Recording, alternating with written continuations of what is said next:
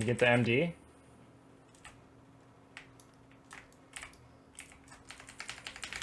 Let me get it. Fuck you. How's it going, guys? So, 9.1 has been out for... shit. I think this is like week 3 or something.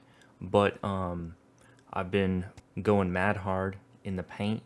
And honestly, I've just been playing so much that I haven't even had a chance to edit or really make anything. I've been enjoying the game too much, so it's a very good time. We'll start off by saying that.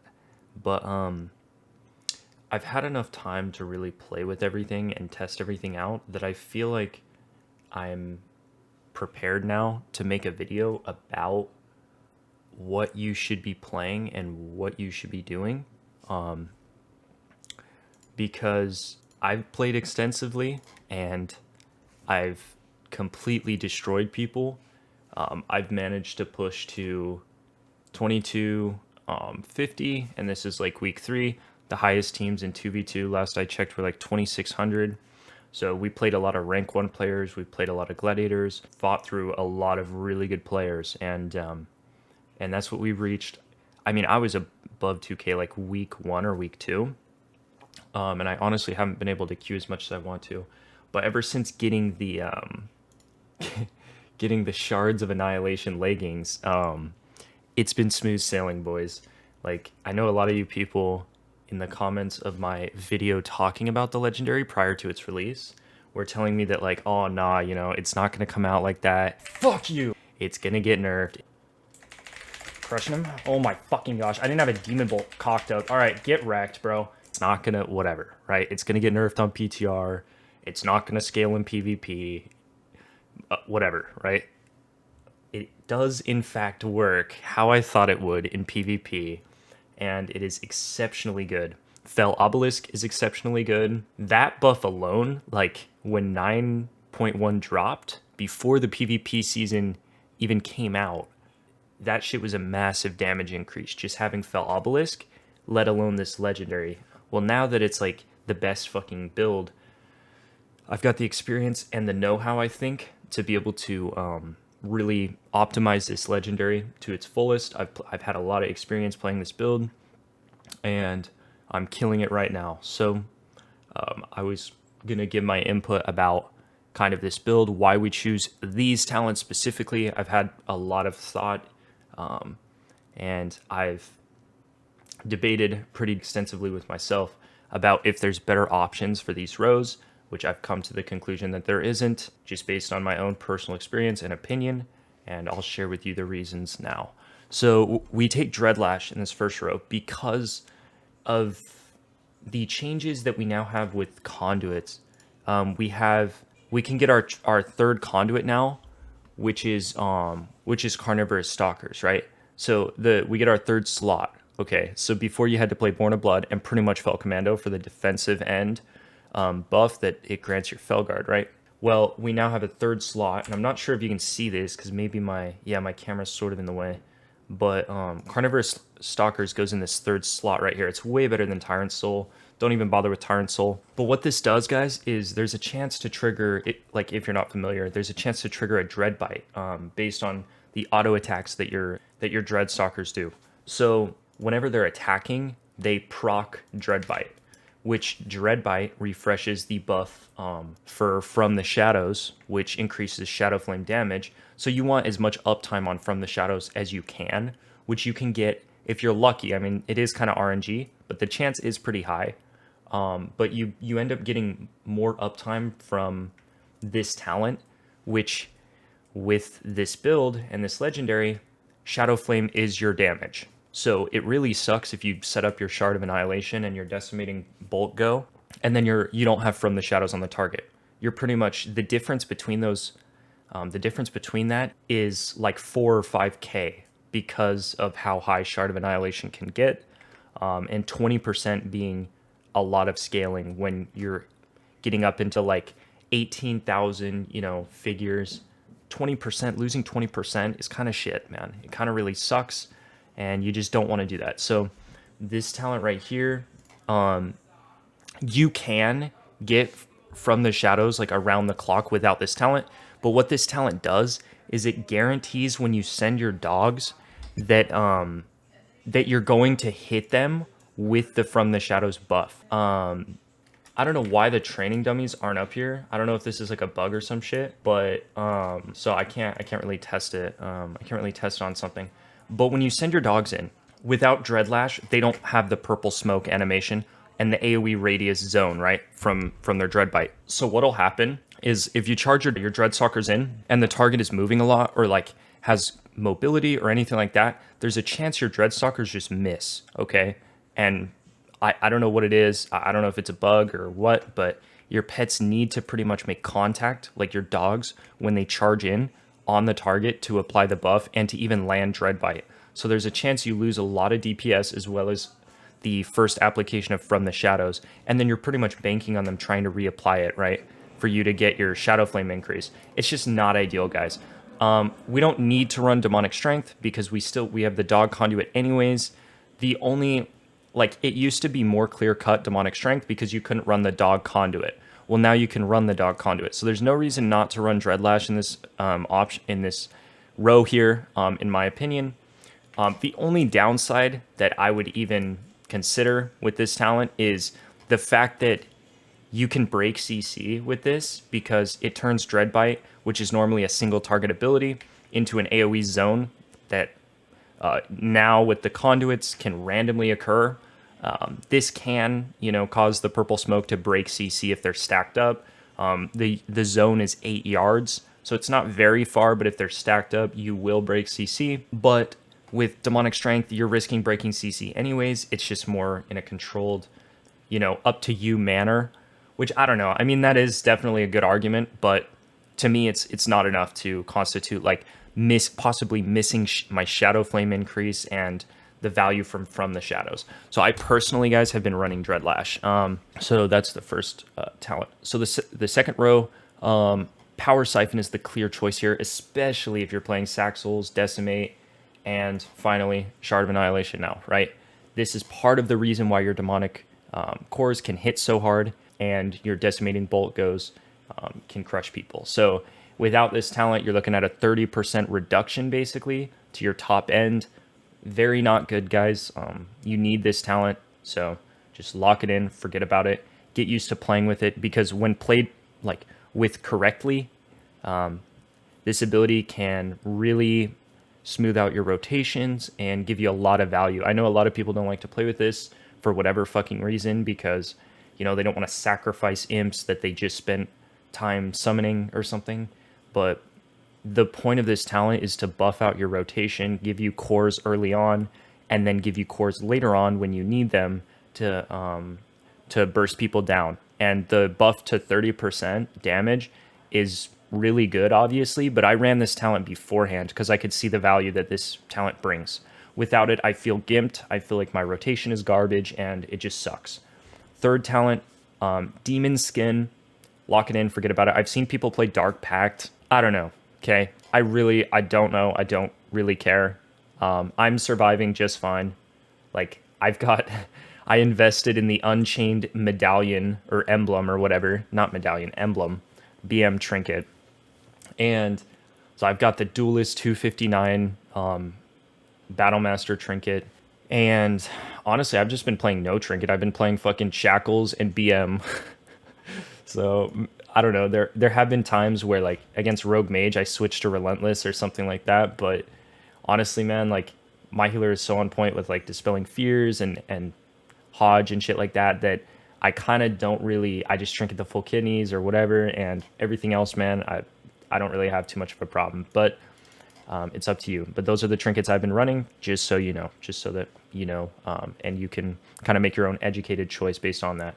I'm not saying these are the best trinkets in every situation, like I just said, with the Rogue Mage situation, but to be honest, things are hitting so hard right now, you kind of need the emblem still. It did get nerfed.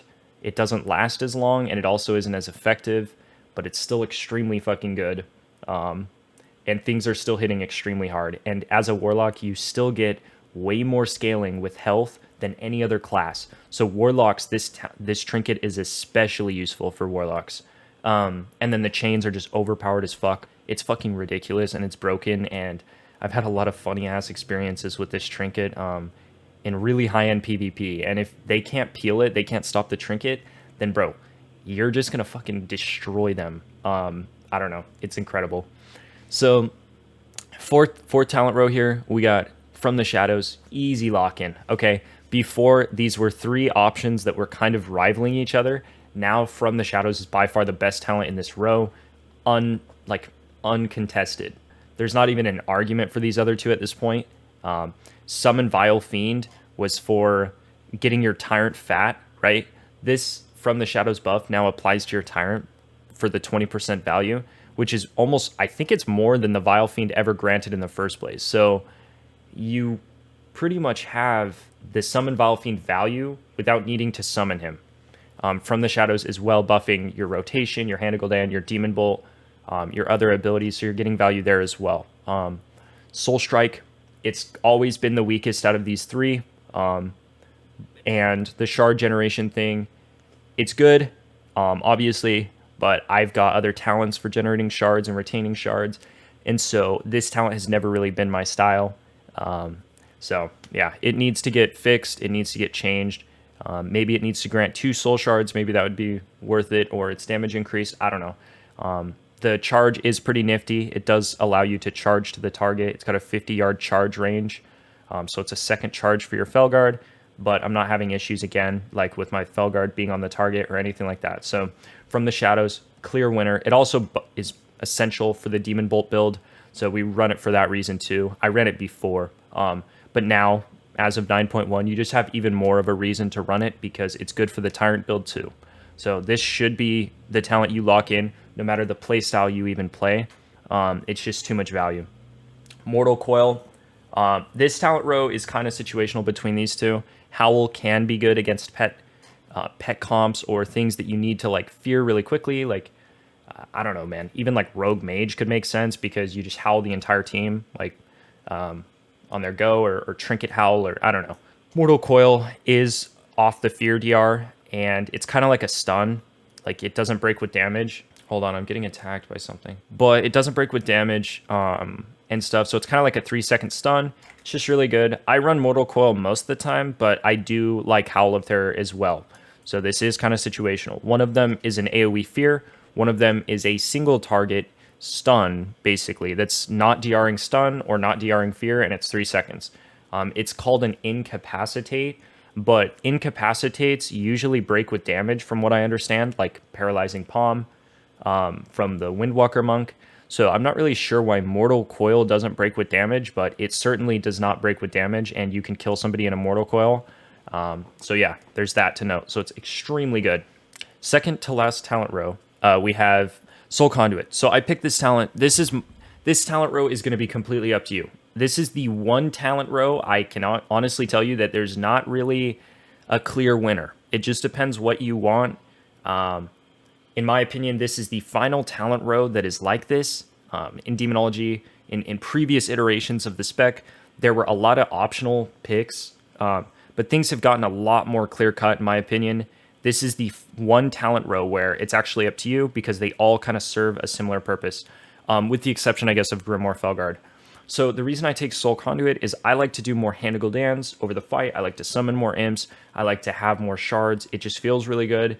It allows me to hand spam, which is a word I've used in previous videos to describe sort of my rotation. But it's how I constantly just farm up demonic core procs using the Born of Blood conduit that we have here. Every Hand of Gul'dan has a 25% chance of giving you a free demonic core, right?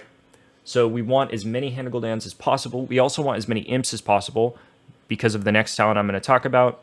So it's really good in like Tyrant setups where you're spending a lot of shards very quickly. Especially with this honor talent as well that I'll mention in just a moment. But yeah, guys, honestly, I've always played with this talent. I've always liked this talent. It's super good for Demonology. It just makes your shit feel a lot more, like your rotation feel a lot more smooth and less clunky. So that's why I play this talent personally. but there's good arguments for any talent. So I play this for my rotation. I'm kind of OCD, and like if I don't play without this, it fucking bothers me for some reason, and like I know I'm playing worse. So I don't know how to describe that, but like this talent for me, I've always ran this. I see good players play Inner Demons because it's just passive. It's really good. You do get more demonic cores because imps have a 10% chance when they expire of giving you a demonic core. So that's why I said that these two kind of accomplish the same thing, because you're either getting shards back in order to summon more demons, or you're just summoning more demons passively. There is a 10% chance every time an imp is summoned to summon an additional demon to fight for you for 15 seconds. These greater demons can actually be extremely powerful depending on the one you get. The rarest one that you can get is, his name is Prince Malchazar. He's the raid boss from Karazhan, but it's pretty cool to summon him. It's pretty cool, like thematically, I think. This is probably one of the coolest talents that Demonology players can play. I would play this personally if I didn't just like hate it for some reason. But when I play with this talent, I just feel like my shard, I don't have a lot of shards. I'm constantly grinding. It just doesn't feel good. It doesn't really feel good to me. So I personally do not play this talent, but it is good. It actually does synergize extremely well with Power Siphon as well, because what you can do is you can Power Siphon when there's two. I actually fucked up and Power Siphoned when there was only one. But because imps have such a long expiration time, see the one imp here, a second one will spawn, and there will temporarily, for about 8 seconds, I believe, be two imps at the same time. This ability should only summon one imp based on what it reads as, but there is time where this overlaps and you'll have two imps at the same time if you're not in combat. So what this does is when you're going into an arena, you can Power Siphon, suck up the two, and you get a free double demonic core proc, and you could get that right at the start of the match and not need any momentum. Like, this talent is giving you the momentum you need to start your rotation right away. You don't even have to land a Hand of Gul'dan and then Power Siphon. You just can Power Siphon. So that's pretty cool. But yeah, guys, it's not my personal favorite. But if you play this, I'm not gonna give you any shit, or I'm not gonna have a problem with that, because it's still a good pick. So whatever. This is just preference. And then the final one is Grimoire Felguard. I guess if you want like more burst pressure, or you're playing demonic consumption, I mean, this is the pick for demonic consumption because of the health difference. Other than that, like, and the stun that it brings when it's summoned, I'm not that impressed with this talent. It doesn't scale with Fel Commando like it should. I don't know, overall, it's a 1 shard cost, 2-minute cooldown for like an okay summon. So I don't know, it's not the pick for me. So long story short. So the final talent row, Sacrifice Souls. Shadow Bolt and Demon Bolt deal 4% additional damage per demon you have summoned. So why is this good, right?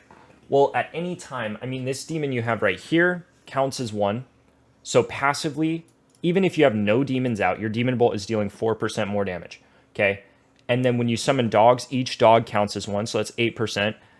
When you do a 3-shard Hand of Gul'dan, that's 12%, right? As you can imagine, during Tyrant, you've got like 10, 20 imps up, possibly. So all of these are amping Demon Bolt, right? The baseline damage. Then this amps Demon Bolt by 20%. Then this amps Demon Bolt, 2 shots of Demon Bolt, by 30%. Decimating Bolt amps Demon Bolt by 100% or more, based on how much the target's health is missing by. So like if they're 60% health, it's going to have 40% bonus damage, which is kind of interesting. Not a lot of people know about that. So if you can get the cast off for Decimating Bolt when they're low, the bonus of how hard your Shard of Annihilation, like Decimating Bolt will hit for, is like way higher. But baseline, it's 100%. And then you have Shard of Annihilation, obviously increasing crit chance by 100% and crit damage by 50%, right? So that is the whole, like, that is how all of these talents come together. And this is the final piece to the puzzle that is essential, other than, I guess, being Necrolord and running this legendary. But this is essential for this build. It gets the Demon Bolt damage really fucking high. And this talent, for me, I've always had problems with this talent. I don't like the fact that people can just line of sight him or CC him. You know, good warriors will just AoE fear or whatever, and or swap to him and kill him, or he gets counterspelled, or he gets Ring of Frosted. I've had all my pets get fucking Ring of Frosted multiple times. It's just dog shit, man. It's not reliable, and I'd rather just, like, now the damage output too of this build is way higher than Demonic Consumption anyways, so there's no need to play this talent. Nether Portal, very fun ability, very interesting, but it is nowhere near this talent now. Like, this talent is head and shoulders above anything else, but also it's just, this talent has been garbage for a long time. The damage has been buffed multiple times. They've tried to make this viable, but it's just not the pick, guys. So honor talents, we have Spell Lock, okay? This is essential. You need to kick Mind Games, you need to kick Polymorph, you need to kick Convoke the Spirits, you need to kick, if you can kick Fire while he's while a mage is combusting, his fucking bust is gone. There's a lot of shit that you can do. Kick Arcane, if they're Arcane, completely lock them out. Kick Chaos Bolt, shut a Destro lock down right now. You know, knowing what to kick and when is a huge thing, and it's a huge tool, and it can save your team. This is one of the most important honor talents that you can run as a Demonology Warlock, and to not play this is pretty stupid, no matter what the comp is. I mean, I'm not even joking. Like, if it's a Priest, Arms Warrior, DK, even though you're only kicking the fucking Priest, you're kicking Mind Games, and that is super fucking important. So, Spell Lock, lock it in, forget about it. Second talent, Master Summoner. We have to kind of take this. That's the bummer. If I were to switch out any one of these honor talents, I'd switch this out. What it does is it just makes your rotation more convenient. It makes dogs instant, which they're, I think, 1.5 seconds without it. Yeah, 1.2 based on my haste level. So they have a cast time without it, which is just really inconvenient, guys. It really sucks. And once you play with this honor talent, you don't really want to get rid of it. And finally, we have Felt Obelisk. This is a new honor talent. Before, the third option was kind of a flex pick because you have to, these two are sort of required, and then you had a third option. Well, Felt Obelisk for me is the best honor talent ever. It is so damn good. It increases your cast time by 20%, all of your demons cast times by 20%, all of your melee demons attack 20% faster, meaning 20% more. Your tyrants are faster. You're faster during Tyrant. You're harder to kick. I've had Fears go out at like less than a second in terms of cast speed. Like, impossible to kick. It's really fucking good. Plus, it's instant cast. It's a 45-second cooldown. It lasts for 15 seconds. You have it up so often, 33% of the time. And there's a lot of things that your pets scale with in terms of haste. So your dogs scale with haste in the way that they attack more, which gives you more procs of the dog conduit, right? So they're proccing more dread bites for 2,000 to 3,000 damage per time. Well, that scales that up, right? Then they're attacking more baseline, so their auto attacks are basically doing 20% more damage. Think of it like that. Your imps are getting 20% more damage out, like more value out over their cast time and during the tyrant window when they're already empowered. Your Felguard's attacking more. Everything's attacking more. You're getting more imps out. You're doing more damage. It's just extremely fucking good. So that is the talents I choose for PvP. I'm pretty sure I went over everything. To round out the guide, I guess we'll say that, like, because we went over conduits, we went over Covenant. Like, you play Necrolord. If you want to play this build, the Demon Bolt, because you either play Big Tyrant or you play Demon Bolt, okay? Well, if you want to be Demon Bolt and you want to have this Decimating Bolt ability and this legendary, you have to be a Necrolord. I repeat, you have to be a Necrolord. It's none of that fairy shit. It's none of that weird cringe shit that everybody else was playing last season. Necrolord is in. Trying to think if there's anything else that I should mention. As far as like stats, I would say go for as much haste as possible, like without sacrifice. Obviously, you want versatility, but what I'm at right now is about 20%. I've found that, like, when I'm below 20%, my cast times on shit is just cancer, man. It's so hard to get damage out. As a demo lock, you already have to cast more than like any other caster just to do mediocre damage or just to even set your damage up. It's a momentum-based spec, and you have to summon demons to ramp yourself up. So having as much haste as possible will make that process quicker, and that is invaluable, guys. That is not some shit that crit is going to give you. It doesn't matter how much crit you have if you're never going to fucking summon demons. If you can never get shit out, then there's no point in having that. You need to get demons out to do anything. And if you're trained by fucking a team with 3 kicks on it and like 5 stuns, 5 fucking silences, you'll start to realize how little you can do as a demo lock when you're completely fucking controlled and sat on. These haste amplifiers, including Fell Obelisk, improve that for you, and they improve your quality of life. And that is why I think that all of these talents are the best for Demonology, and that is the explanation on that, because you're going to start to see everybody run this. You should know why. You should be educated before you make any sort of risky decisions in crafting like new legendaries, for instance, like the pants I have now, or switching covenants. I do want you guys to be informed. I heard a lot of people say that they don't like Necrolord or whatever the fuck, or they don't like Decimating Bolt. Well, now it deals like 200% more fucking damage. So if you didn't like Necrolord before, it's the same playstyle, but now it's like 2 times more damage, 3 times more damage. So that is the best Demonology build, and I hope you guys enjoyed. Please like and subscribe, and watch for some 9.1 content coming real soon, man. I'm gonna push. I want to push Gladiator. I'm 2150 right now. The highest teams right now are like 2.4. So we're kind of stuck at 20, like at the 2200 MMR, 2300 MMR range.